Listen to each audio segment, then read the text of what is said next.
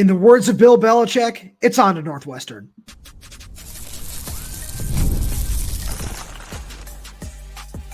You are Locked On Huskies, your daily podcast on the Washington Huskies, part of the Locked On Podcast Network, your team every day.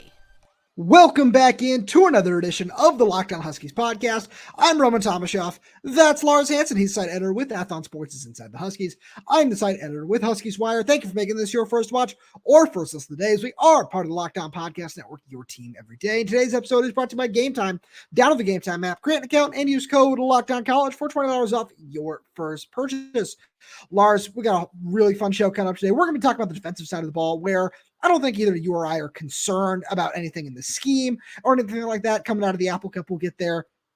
We're just going to talk about what, after a crushing loss in the Apple Cup, what's going to really get fans re-energized. I think you and I both have some thoughts there, but it's time to turn the page, because the Apple Cup was a bummer, but there's no use in harping on it now. We talked about the game. We talked about the things that need to be improved. Now it's time to move on, because Big Ten play starts on Saturday. There are a lot of things that need to be fixed up and a lot of things that we need to talk about in terms of what to look forward to, and positive and negative in terms of Big Ten play. Yeah, I mean, it's fair to say there's bigger fish to fry here. That's what we're looking at. That's the situation. No pun intended. Actually, completely pun intended on that one on both regards. Bigger Big Ten fishing. Welcome to the show. That's why. But my dad would be proud. My dad is probably going to text me being very proud of that pun. So yeah, continue. Oh no, that's an A+. That's a 10 out of 10 dad joke. But in that regard, when you're talking about the move to the Big Ten in comparison to the Apple Cup, it's unique. It's kind of that like niche, cool thing you guys all like to do that has some meaning and all that. Because again, it does have some meaning, but it's kind of in its own little corner. The Big Ten is the big stage that you wanted to get on, that you're now here at. Northwestern isn't necessarily the biggest stage, but almost in a way, the season kind of warms up, and I'm not comparing these three teams to these other three teams, but the non-conference slate versus the first three games of the Big Ten schedule. You have Northwestern this weekend. Not saying they're like Weber State, but certainly not the toughest test to open your Big Ten account, and especially at Husky Stadium. But nevertheless, a team that you do have to prepare for, because again, talk about turning the page. But again, if that turns the page to another loss, that again, leads into bigger problems. So that's why you have, but that's why you have bigger fish to fry. You can close the door to the Apple Cup. Now you're focused on what really matters. The only thing that matters to Washington and Jedd Fisch is how you do in Big Ten play. That's all that matters. You got a winning record in the non-conference. Basically, you got 2 out of 3 wins in the non-conference. That's all you're looking for. You got 2 wins. Cool. How many can you get in Big Ten play? It starts this weekend. So I certainly see where you're going there. Obviously you want to come out of non-conference play undefeated, but when I look at Big Ten play, because I see where you're going, where there's Northwestern, there's certainly a step up in Rutgers, and then there's another big step up in Michigan to one of the elite programs in the conference. So your point is very valid there. But when I look at this, the first thing, because like Jedd Fisch and the coaching staff, they're going to talk about what it means off the field, the new tests, the new challenges, everything that goes along with it. Yeah, for sure. But when I look at this on the field, I still have high hopes for this team. I do. Because we've seen talent all over the field. It's just a matter of putting it together, eliminating the penalties, which is a huge thing. But the more I look at it, I say, I harp on a few things that Jedd Fisch said in his Monday press conference. Number one being a top 10 offense in terms of explosive plays. That's something that you can hang your hat on. Top 20 in terms of total offense. Non-conference or not, that is a great place to be, because we've seen it look very different coming out of the non-conference slate before. Not comparing these two teams in any stretch of the imagination. But when I look at everything regarding this, I say, all right, the building blocks are there. Everything that you're looking for in terms of year one of Jedd Fisch, they're all there in terms of taking steps in the right direction. And Big Ten play is the first chance to say, all right, we're here. We're ready for the new conference. We're ready for everything that comes along with it. But you still need to prove it on the field. And not only that, in a way, this is kind of a repeat of the Apple Cup. Did you know that Jedd Fisch and David Braun have played each other? In terms of, goes back in 2022 in North Dakota State when they played Arizona. So that's something to me where you kind of look through it and think, okay, another familiar test for Jedd, but one that he passed before, albeit 31-28 narrowly in 22. You have to remember that was the 5-7 season, so you're still working through some things. But in a way, not that much different from what Jedd is experiencing right now, where they've been adamant about it. As you mentioned in the Monday press conference, they're still 3 games into this team. Like this is not last year's Huskies team. This is 47 new guys combining with 30s odd guys that were already here from last year's team, most of which, by the way, did not play, or at least did not start, and certainly were not contributors in that regard. It's a brand new team. So you're talking about some familiarity with the scheme. We saw how that may have impacted the Apple Cup. What can Jedd learn from those 2 experiences, both the Apple Cup and the previous one, and say, because we talked over the summer about how good Jedd Fisch is as a in-game play caller. And I'm still not willing to totally jump back off that bridge just yet, but the Apple Cup did not help. But one way to rectify that ship is having a near flawless coaching effort in a significant, let's call it 14-point win plus against Northwestern, where you win convincingly in a game you should, in a game you're, by the way, favored by double digits. You were favored in the Apple Cup. The Vegas might also have a thing to say if you keep losing too. So I certainly agree with you there. I want to take it back because something where, we're going to come back to this on our Friday show, as David Ayers know, when we do our keys to the game and everything. My number one key to the game is, what did you learn? Where that's going to be the most important thing. Where, one thing we talked about on the keys to the Apple Cup is starting fast. They scored 10 points early on in the game. Great. That's something that Jedd Fisch learned from the first 2 weeks after being held scoreless in the first quarter both times. So that was something he learned, and that was great. But now when we go at this again and we look at, all right, you didn't necessarily call the best game, especially later on. You had way too many penalties, which is something, the coordinators talked about on Tuesday, the players talked about, where, those are things that need to be cleaned up immediately. Where, Lars, we referenced, the penalty stats, whatever else. That's something that needs to be cleaned up. That's not going to fly. So what have you learned? That's going to be a big thing where, you come out early, you look strong, you start fast again. Great. But are you going to look disciplined? Is the play calling going to be better? Where is there going to be anything where we're going to, be sitting up at the press box and we're going to be scratching our heads and saying, why was that the call? What is the idea there? That's something that I really need to watch. And when I talk about, turning the page, when I think about it, that's turning the page. It's saying, and they learn from their mistakes. That's exactly important. Exactly. Also, I think it's not just on Jedd. It's also on, as Steve Belichick mentioned during his Tuesday press conference, he can get better. Brandon Carroll kind of dunked on him there by saying he certainly can get better. And it was, again, kind of probably tongue in cheek. I'm not saying, Steve was clowning, but it was kind of a little bit of a joke fest. They've got a fun little back and forth there going. Yeah, they really play off each other, don't they? Anyways, but it's a test for everybody because, we talk about, how you did good to a degree against Mateer, but he still beat you for 2 touchdowns. So you didn't do that great and you lost the game. So now you're talking about a new quarterback or a relatively new quarterback coming in for Northwestern. Can you disrupt him in a way that you didn't disrupt Johnny Football, aka Johnny Mateer? That to me is the kind of question within the question for Steve.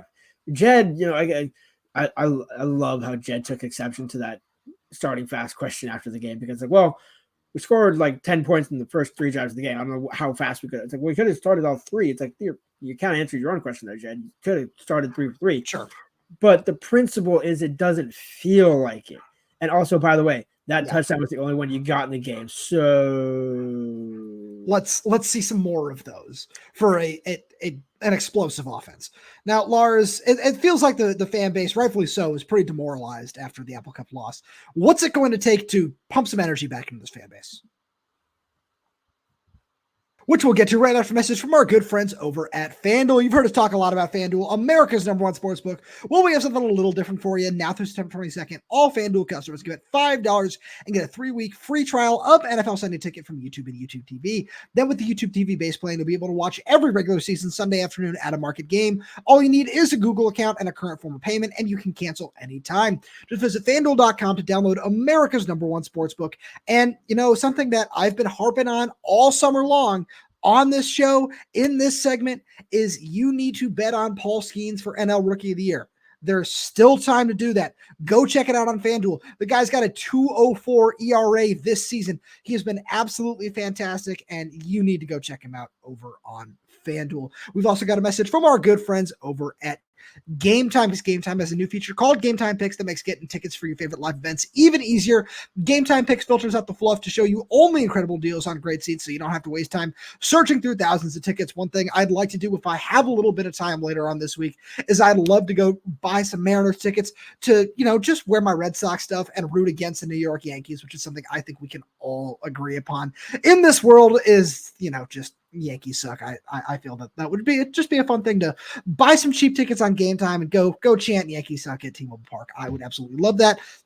This Game Time has some incredible features like their all-in pricing where you toggle this feature and it shows the total up front with no surprise fees at checkout. They got seat views and get a panoramic view from your seat in the app before you buy. And with their lowest price guarantee, Game Time will credit you with 110% of the difference. You can find a lower price somewhere else. You can take the guesswork out of buying tickets with Game Time. Download the Game Time app, create an account, and use code LOCKDOWNCollege for $20 off your first purchase. Terms apply. Again, create an account and redeem code LOCKEDONCOLLEGE for $20 off.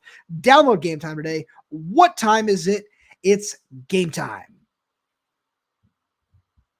Lars, this fan base certainly needs a shot of life. We've said it a couple of times. The Apple Cup was demoralizing. We're not going to get into it. But when we look to the future and, potentially just this weekend, what's something that you think will just kind of say, all right, we're feeling good again here? Getting the run game going. Okay. And when I say getting the run game going, I mean somebody find the end zone and in that running back room. We talked to Cam Davis on Tuesday. Jonah Coleman's in that room. Adam Muhammad's. It's somebody's got to find the end zone. And I say that because also Northwestern, as I mentioned at the Tuesday press conference, hasn't allowed a rushing touchdown in the non-conference slate. Now again, are any of those three teams? They don't think that who's the second game they played? I'm trying to remember off the top of my head. Duke, yeah. So you do have a Power 5 team in there. Now again, quarterback didn't start against Duke, so different situation in that regard. But when it comes to the running game, like if you can beat Northwestern on the ground, that will tell me a lot because that means the trenches responded. Now, I mean, it's funny how Jedd was like, yeah, they played good, and it's like actually no, they played fine, and then there's nobody played great or nobody played well enough to talk about. It's like then that means they didn't play well, and you're just not straight up saying that. So it's a chance for them to respond. Yeah, I certainly agree with you there. Where that's a really nice way to because there's just this silly that we're gonna have to just. It's not a West Coast thing. It's the rest of the Big Ten needs to understand that it's a different brand of football out here on the West Coast. And a nice way to do that is to say, hey, we can beat you at your own game, and we're also going to do it our own way in terms of the passing game as well. Where I agree with you, and we know what this passing game can look like. But yeah, Jedd Fisch said on Monday that his goal is to run for 200 yards a game. I don't necessarily think that's going to happen against Northwestern, but I agree with you that you can certainly find a way to revitalize the run game, find a way to get Jonah Coleman into the end zone, and just, I think, hand the ball off a little bit more in general, or trust these guys on the ground. You know what you have through the air. If you need to go to it, great, go to it. But if you want to give Jonah Coleman his most touches of the season, his first Big Ten game, awesome. I say go for it. I think that'd be a great way to just kind of utilize who I feel a lot of fans believe that Jonah Coleman's the best player on this roster right now, where I don't necessarily disagree with that sentiment either. But if you want to just say, all right, we're back, we can do this. Like let's get back on track for 7, 8, 9 wins. This is a great way to do that. It's by putting the ball in your best player's hands as many times as you possibly can. Yeah, I mean, I'll recall from what I said in the first segment when Arizona faced David Braun's defense at North Dakota State in 22. It was a close game. Threw for, I think, 229, 230, ran for 3 touchdowns, though, and Jonah had 1. And so that tells me, again, that Jedd has a way to beat this game. And again, it might be a narrow game. That's fine. Again, at this point, as much as we love Friday's show, a win's a win. You take it. Yeah. You just take it. We're taking wins at this point. This season is all about taking wins. That's if there's a motto for this team, that's probably what it should be. Just take the wins where you can get them. Right. Take him if you got him. And this is a weekend ripe for the picking where it's not a gimme game, I don't think, because I think that's probably where Washington fans and Washington in general will kind of earn the respect of the Big Ten by saying, hey, like, yeah, this is different than the Pac-12. This isn't Oregon State. And no disrespect to Oregon State. This isn't Cal. No disrespect to Cal. This isn't Stanford. Hey, that is SEC beater Cal to you. I mean, I love that personally because, shout out to him. I wonder how Philip Lee is feeling right about now, but beside the point. With that being said, there's a recipe that Jedd has for success against a David Braun defense.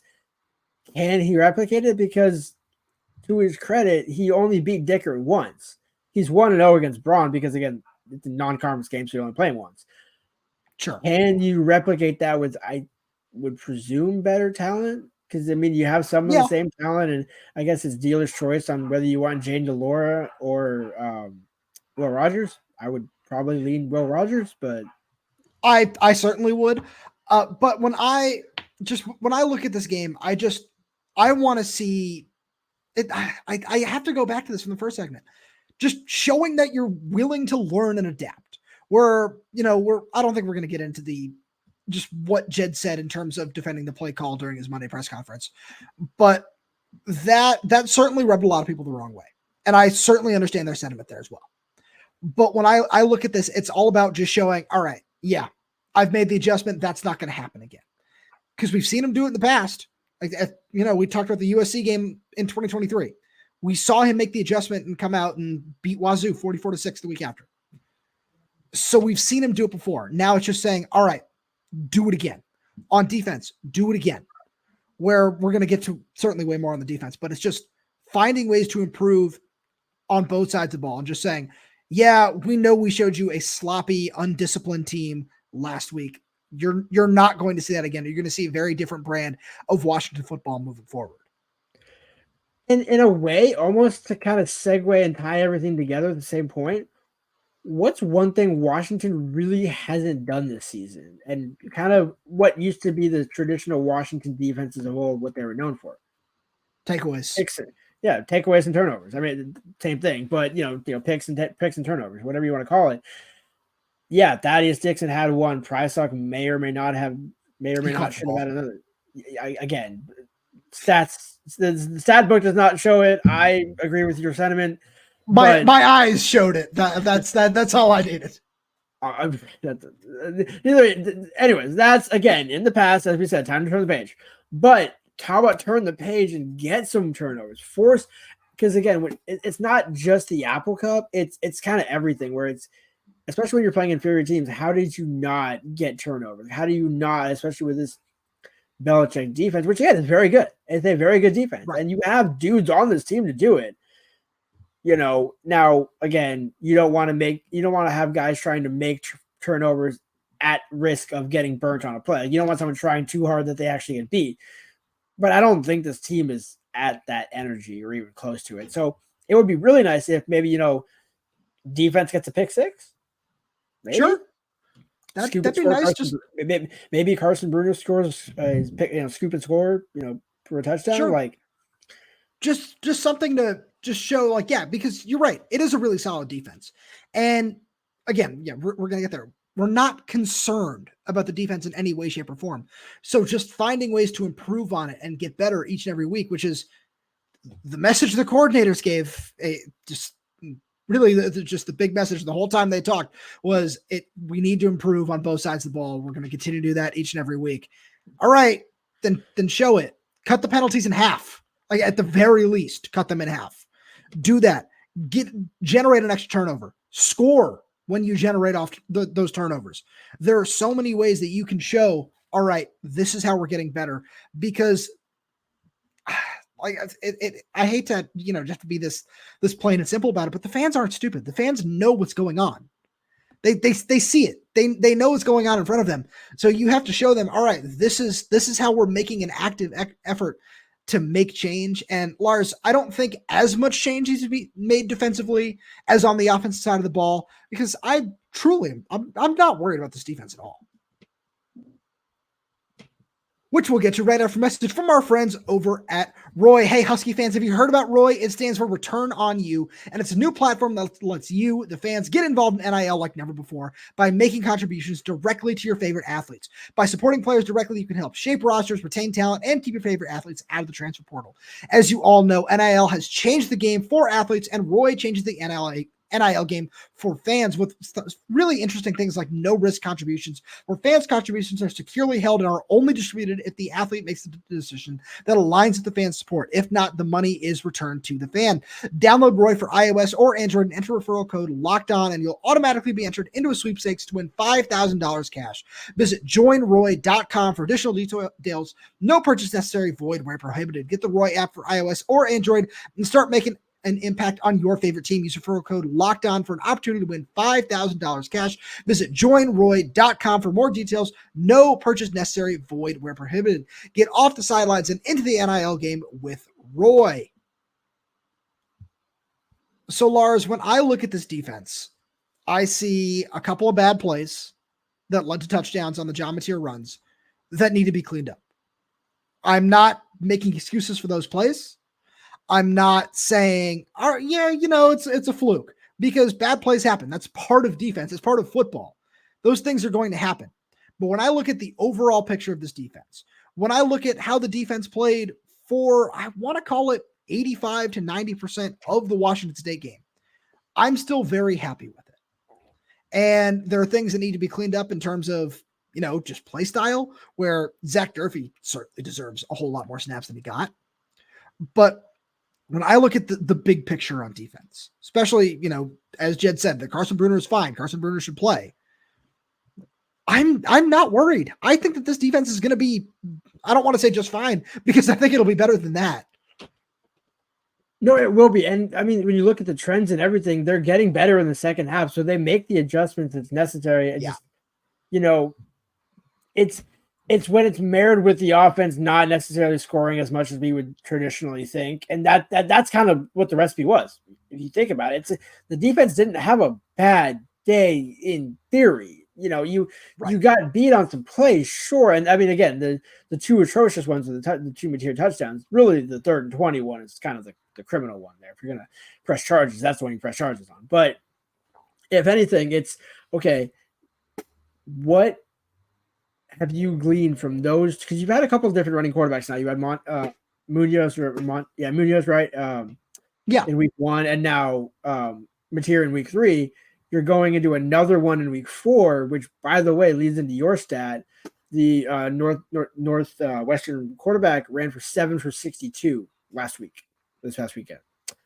More than 45, more than 60. So, when he was at, I think Steve was asked today on Tuesday, what is your kind of plan for attacking that regard for a quarterback who hasn't played much, or making his second career start or whatever. I mean, again, Mateer only made his 3rd career start, so to me, it's not like inexperienced defenses or inexperienced quarterbacks have not had success in the defense. What can Steve do to eliminate those kind of broken plays, shall we say? And again, I do want to add one thing really quick. On the penalties, it is kind of hilarious. Last season, they followed almost the exact same trend, not as egregiously, but they both went 5, 7, 11. Weeks 1, 2, and 3. They had 11 penalties against Michigan State. Nobody cared because you won 41-7. That's the difference here. If you'd have won 40-19 like Wazoo did in 21 with the 16 penalties, Jedd like, we got to get that cleaned up. But the fact that we had 16 and we still won, right? And that's why, because after 2 weeks, the penalties weren't great, but it wasn't like, oh, this is a big concern because they were winning and winning handily. Yeah, of course, you're right. All of a sudden, the tune changes, and obviously that doesn't just equate to the defense. That equates to offense. There are a couple of penalties on special teams where that's something in every area of the field. But when I look at this, it's something I know we talked about after the game, talked about a little bit earlier on in the week, is the one thing that was frustrating to watch for me in terms of looking at the defense was allowing the stop routes and missing tackles and things that were happening in front of the corners. There were a couple of those where it was very clear, as I said earlier on the week as well, that was the way that Steve Belichick wanted John Mateer to beat him. We're going to give you everything underneath. Take it. Here. We're giving it to you. You're welcome. And the defense didn't wrap up and tackle. And that's something that I think Steve is going to correct rather quickly, or especially when I look at Thaddeus Dixon. I think he's a really, really good tackling corner. I think Ephesians Prysock still has a ways to go in terms of just wrapping up guys from in front of him, but I don't think it'll take much longer to get him there as well, just in terms of his size and his length. But when I watch those things and I say that's what needs correction, that's fine. Where those are things that you can figure out rather quickly with the talent you have in that room, where I think you and I agree that's one of the more talented rooms on this team. But the more the season goes on and the more they just get comfortable in this defensive scheme, I think we're going to see less and less issues like that. Exactly. Well, it's kind of, as you get into the season, the rotation probably won't be as deep, but also, as the linebackers are kind of showing, you might also need to go into some of your depth on the same level. So I think for me, it's more about like those penalties were so, because again, you're talking about, holding was holding, Tristan Dunn and the Isaiah Ward face mask. Those were drive extenders that put points on the board. That was the problem. It's like, don't make a bad play worse. That's kind of the message. You're like, you're going to make a bad play, right? Like, we're not expecting perfection from this defense. And, clearly Steve's not, because like, hey, look, we're just trying to get better every week. Like, we're just trying to, make progress so we're better than we were last week, right? Which I know is an absolutely coach speak answer, but it's based in truth, at least, where it's like, okay, look, we played like trash last week. Not literally, but, certainly not up to what the defense would like to do. The reason why I say that is, again, not up to par. Yeah. Right. Not up to par. But that's the bar that's being set. That's what we're saying. It's like the defense has been good, but we know it can be that much better.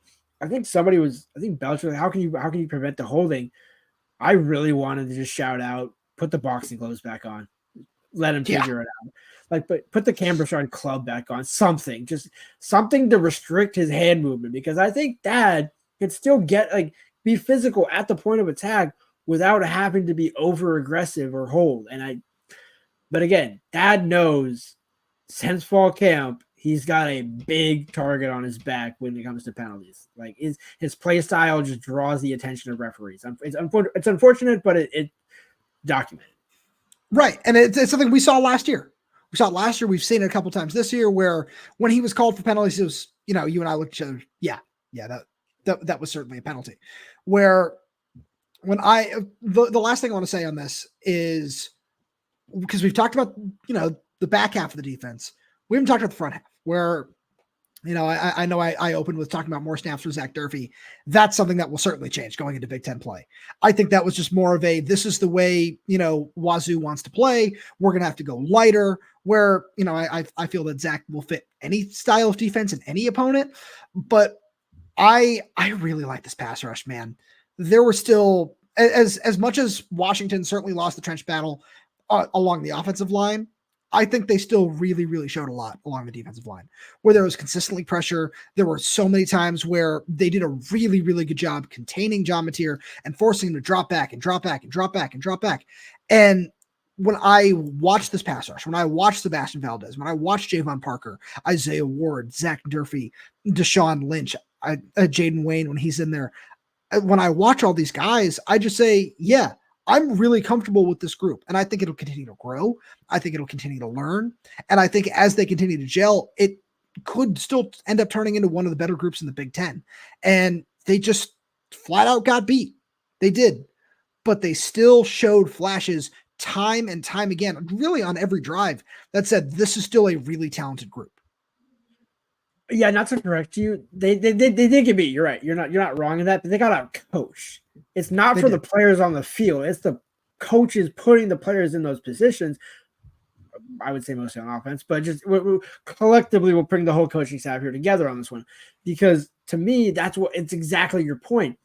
The depth in the edge room, the depth at cornerback, the depth at linebacker, where you're playing freshman Kamori House, not out of necessity, because he's earned that time. And we saw how he made an impact in the game, but you still got Brian Parham. Drew Fowler's on the injury report, but Carson Bruner is supposed to be back. So you're kind of working within that depth, but you still have Zoe, and there's enough. And then Anthony Ward, well, I guess he's also hurt. But again, those are both fourth quarter injuries. You're not necessarily thinking if either of those preclude long-term. You have enough depth there at linebacker to make that work. And by the way, even if you don't, scheme on defense with Cam Brassard and those guys in the back end, Steve's going to find a way to make the defense work. And I think part of it also, and I'm not saying that they're like trying not to win, but I don't think we've seen the full effect of what Steve's defense can do. We haven't seen a fully unleashed Steve Belichick defense or a complete performance from Steve Belichick defense.